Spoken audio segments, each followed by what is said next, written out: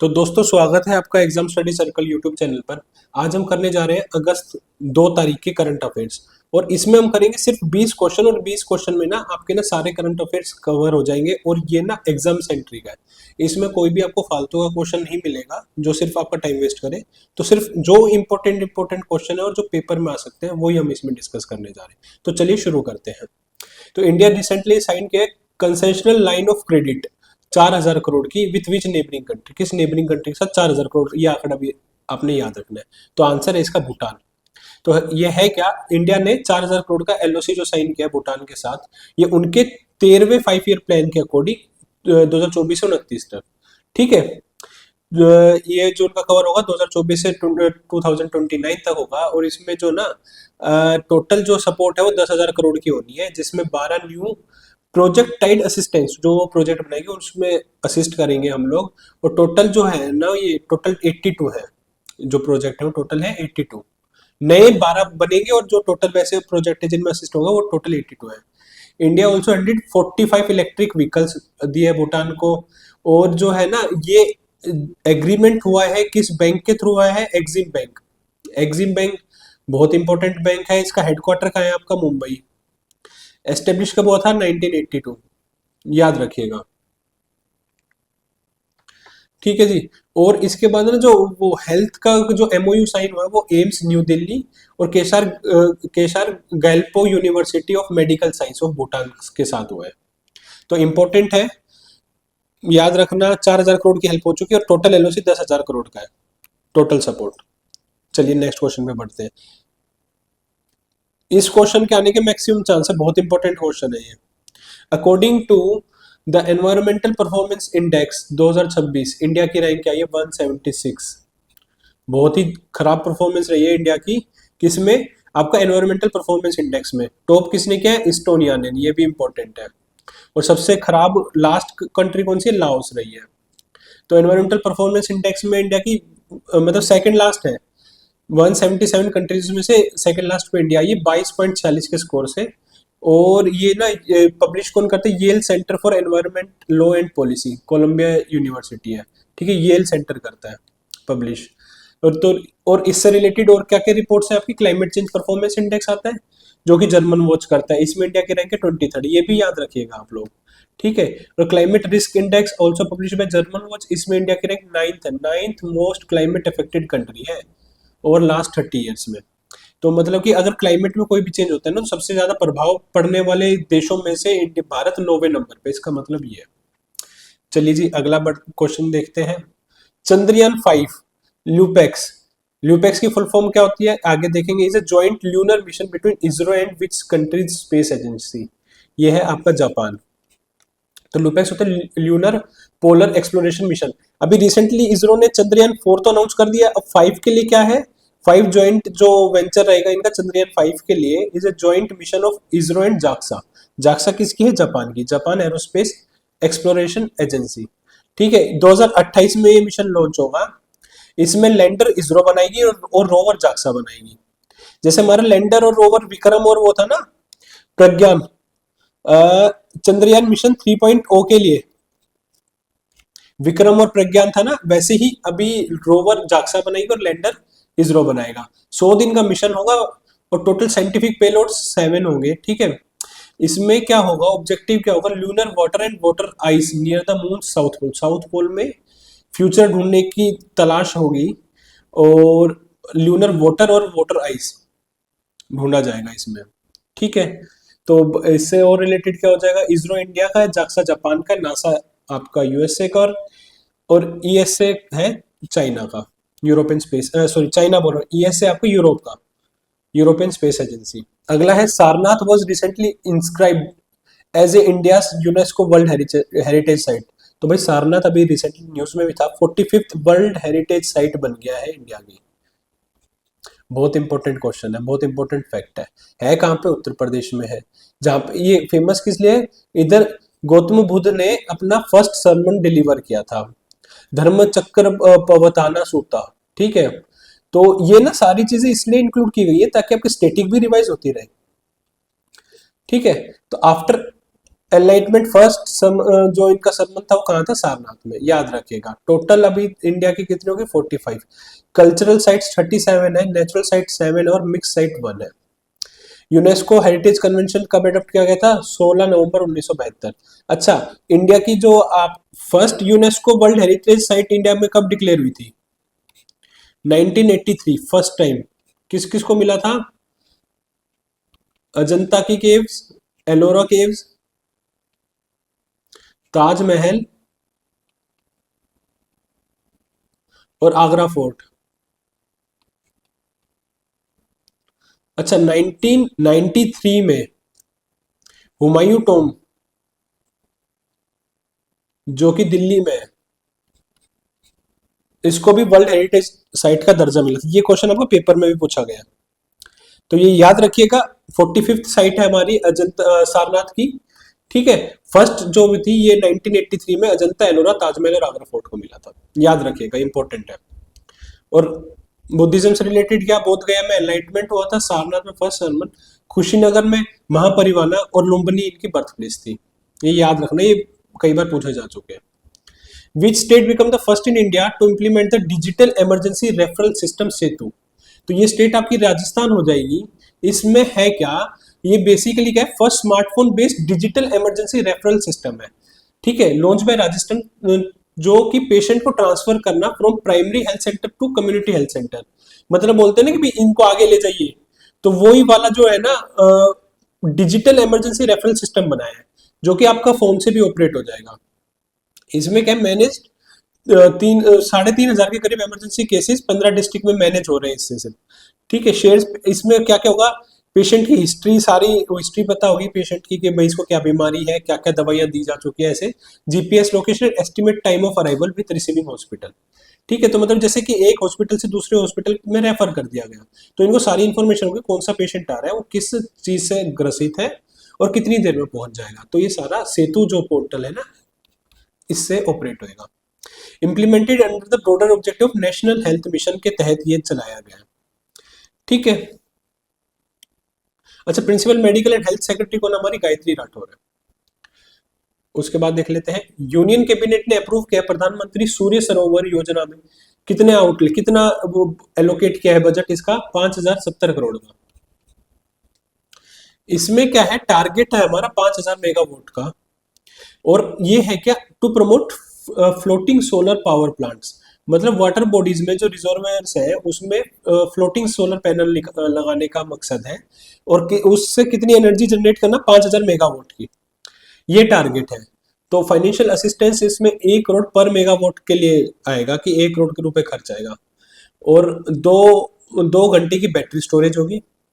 Total storage capacity हो जाएगी 10,000 megawatt की।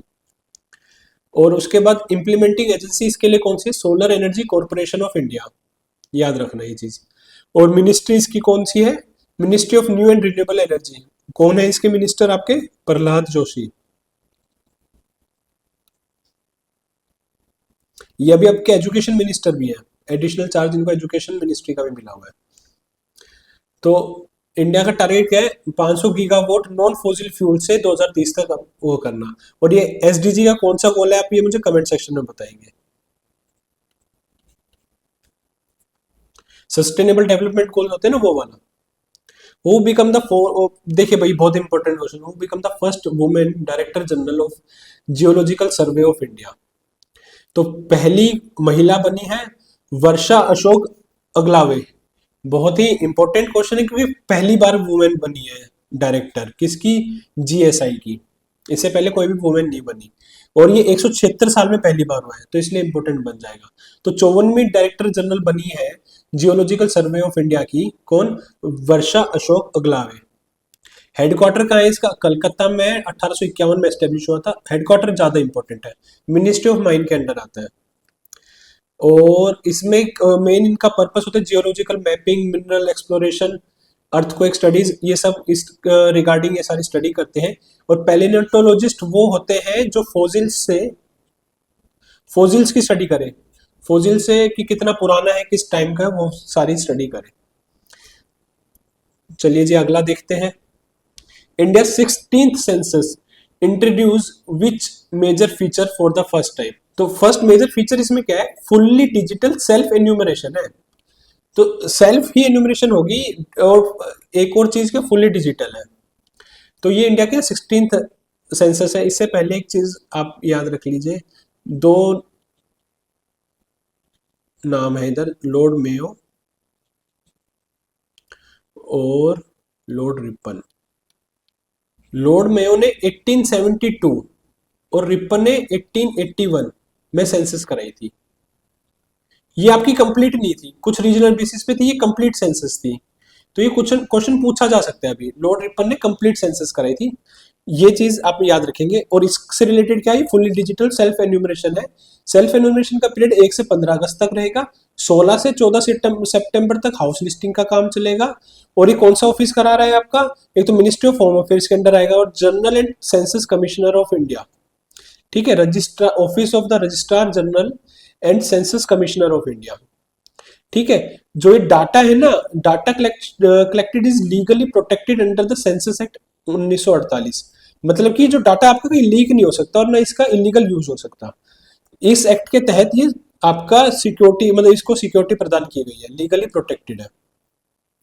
अगला देख लेते हैं, the Alluri Sitarama Raju international airport has been inaugurated in. बहुत ही इंपॉर्टेंट क्वेश्चन है। ग्रीनफील्ड एयरपोर्ट, ये अभी मोदी जी ने इसका इनॉग्रेशन किया है, कहाँ पे, आंध्र प्रदेश में। अलूरी सीताराम राजू इंटरनेशनल एयरपोर्ट कितने लागत में बना है, 5,640 करोड़ की लागत में बना है। 6 मिलियन पैसेंजर्स की कैपेसिटी हैंडल कर पाएगा ये। और ये ग्रीनफील्ड एयरपोर्ट है, मतलब ऐसी फील्ड जहां पे मतलब सिर्फ कोई खेती ना होती हो, जहां पे कोई खेती ना होती हो, ठीक है। उसके बाद अलूरी सीताराम राजू के नाम पे क्यों रखा गया है, क्योंकि ना रंपा रेबेलियन हुआ था, बहुत ही प्रसिद्ध जो रेबेलियन हुआ था ये 1922 से 24 के बीच में, इसलिए ये फेमस है उस टाइम के लिए, रंपा रेबेलियन के लिए इंपॉर्टेंट पर्सनैलिटी रहे हैं। क्लियर होगी बात। Karnataka recently prohibited the sale of high fat sugar and salt foods with in. तो इन्होंने ना 50 मीटर की दूरी में स्कूल के पास कोई भी दुकान होगी जो high fat sugar and salt को अगर की मतलब सेलिंग बिल्कुल बैन कर दिया है, तो इसमें ना बिल्कुल प्रोहिबिट कर दिया है। 50 मीटर स्कूल है यहाँ पे, अगर उसके ना 50 मीटर के रेडियस पे कोई भी हाई शुगर फैट और सॉल्ट वाला मटेरियल नहीं मिलना चाहिए, प्रोहिबिटेड है कंप्लीटली। और ये किस लिए ये इम्प्लीमेंट किया गया, food safety and standard act 2006 के तहत। और ये 24 जुलाई से इन्होंने वो कर दिया है, वैलिड कर दिया है, स्टार्ट कर दिया है, कमेंस कर दिया है, based on the food safety and standard regulation 2020। तो ये चीजें ध्यान रखना बहुत ही इंपॉर्टेंट है। और FSSAI क्या है, ये अपेक्स बॉडी हमारी फूड सेफ्टी रेगुलेटर है इंडिया की। The standing committee on the national board for wild life has recommended the inclusion of which species under the integrated development of wild life habitat. तो आपकी वो species है pygmy hog, ये बहुत rarest wild pig है, सुअर है, जंगली सुअर, और सबसे छोटा है, सबसे छोटा और सबसे कम पाए जाने वाला सुअर है ये। और ना इसका इंक्लूजन कर दिया है इस लिस्ट में। इंपॉर्टेंट क्वेश्चन है, आ सकता है। मिलता कहाँ पे, ये ग्रासलैंड ऑफ असम में मिलता है। तो सब, एक तो सबसे छोटा और सबसे कम पाए जाने वाला पिग्मी हॉग, याद रखिएगा। इसके बाद क्वेश्चन है आपका, द नशा मुक्त युवा फॉर विकसित भारत संकल्प अभियान, ये लॉन्च किया गया गवर्नमेंट के द्वारा। प्राइमरी एम क्या है, जिससे अगर आप देखिए नाम से समझ में आ रहा है, ड्रग एडिक्शन को रोकना और ड्रग यूटिलाइजेशन को बिल्कुल कंप्लीटली इरेडिकेट करना, eradicate drug abuse among the youth, ये इनका प्राइमरी एम है। और ये 2 अगस्त को इनोग्रेट लॉन्च हो चुका है ये। और मेन ना इसका ऑब्जेक्टिव यही है, drug free youth for a developed India. तभी हमारा जो विकसित भारत का सपना है ना 2047 तक, वो अचीव कर पाएंगे। और ड्रग अब्यूज अवेयरनेस ग्लोबली कब ऑब्जर्व किया जाता है, 26 जून को, international day against drug abuse and illicit trafficking, याद रखिएगा 26 जून drug abuse day. Prime minister Narendra Modi inaugurate the Swami Vivekananda cultural youth centre Vivek Smaraka, कहाँ पे? मैसूरू में। बहुत इंपॉर्टेंट क्वेश्चन है। स्वामी विवेकानंद ने कल्चरल यूथ सेंटर विवेक स्मारका जो है इनॉग्रेट किया गया मैसूर, कहाँ पे? ये कर्नाटका में। तो स्वामी का विवेकानंद जी से रिलेटेड फैक्ट देख लेते हैं। 12 जनवरी 1863 कोलकाता में इनका जन्म हुआ था। इनका जो है बर्थडे को नेशनल यूथ डे की तरह सेलिब्रेट किया जाता है पूरे भारत में। और ये इंडिया को रिप्रेजेंट किया था पार्लियामेंट ऑफ रीजन शिकागो 1893 की स्पीच जो इनकी फेमस थी, है ना। और इनके गुरु थे रामकृष्ण परमहंस। और इन्होंने किस मिशन की स्थापना की थी? Ramakrishna mission 1897, Ramakrishna mission. ये इंपॉर्टेंट है, इनसे रिलेटेड फैक्ट याद रखिएगा।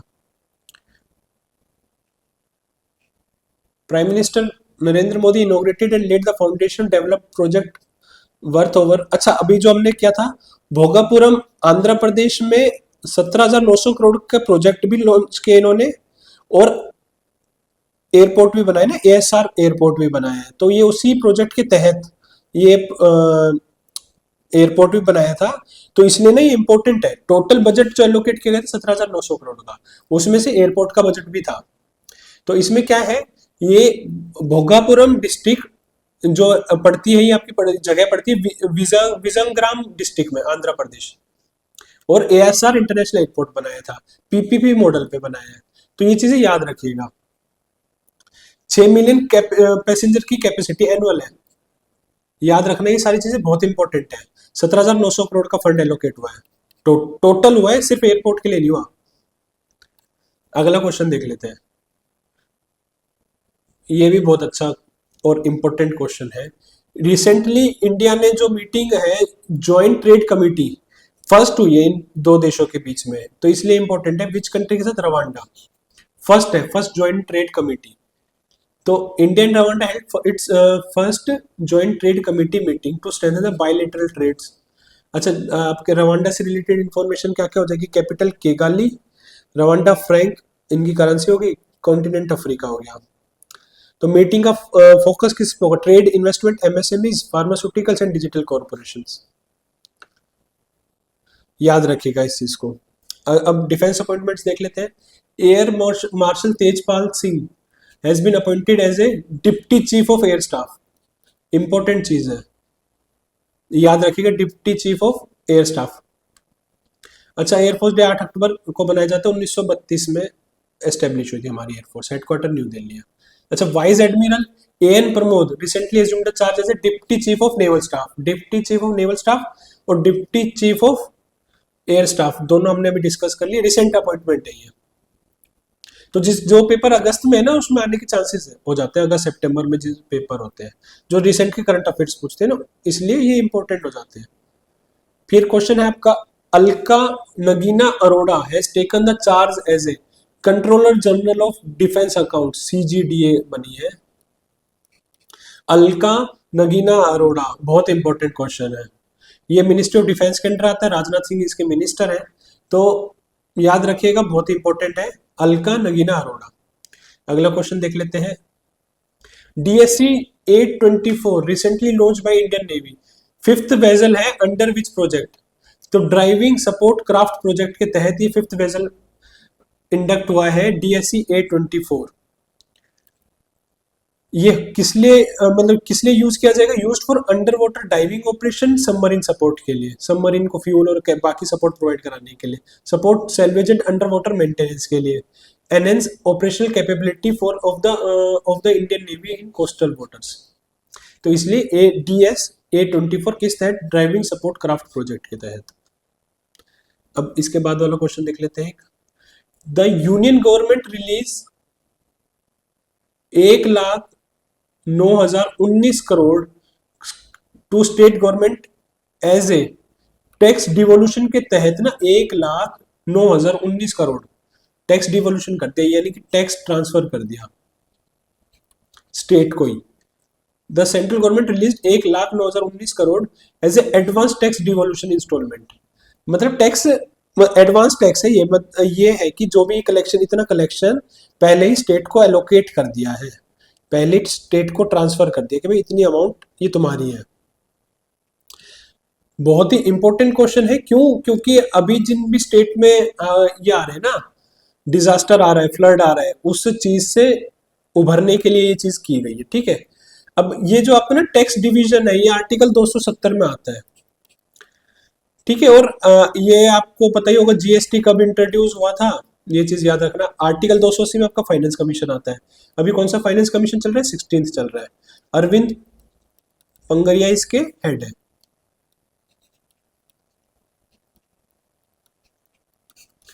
तो इस वीडियो में इतना ही। ये 2 अगस्त के इंपॉर्टेंट करंट अफेयर थे, हमने सारे इंपॉर्टेंट क्वेश्चन किए जो पेपर में आने लायक है। ठीक है, तो ऐसी ही और वीडियो आपके लिए आती रहेंगी, तो वीडियो को लाइक कर लेना अगर हेल्पफुल रही तो पेपर में, और सजेशन हो तो कोई कमेंट कीजिए, और ऐसी और आने वाली वीडियो के लिए चैनल को सब्सक्राइब कर लो। Thank you.